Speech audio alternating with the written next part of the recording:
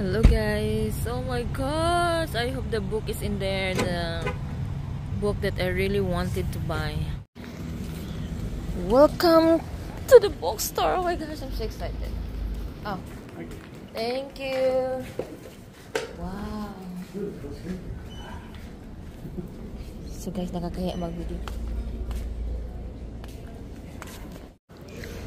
Oh my gosh, you have to spend one day to find a book.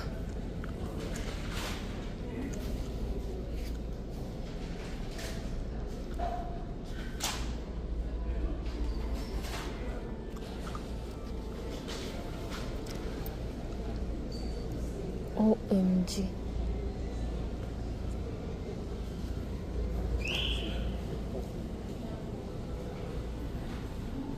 Oh my gosh, I found you. Ay! Let them see. I got it and I'm very excited to read it. Oh my gosh.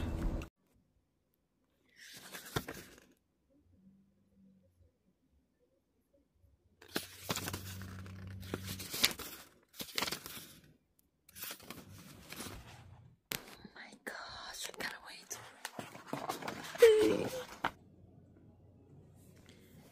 Magsimula na akong magbasa guys ng aking libro na aking pinakapaboritong libro na kailangan ko talagang mabili this month at finally nabili ko na siya guys.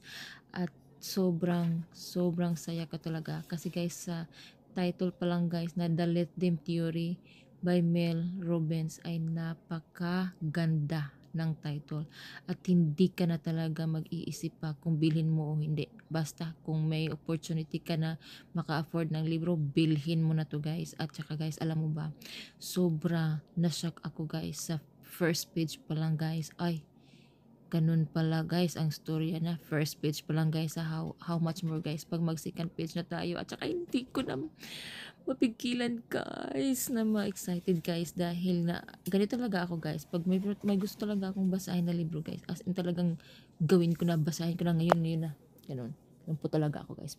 So ito si Mel Robbins guys, ay naka-follow po ako sa kanyang IG at I listen to her podcast guys. Ang dami mo talagang matutunan sa kanya guys. She is my favorite author guys. So ayan guys, so I can't wait to share with you kung ano man yung matutunan ko dito sa libro na to. So, see you in my next vlog. Bye-bye!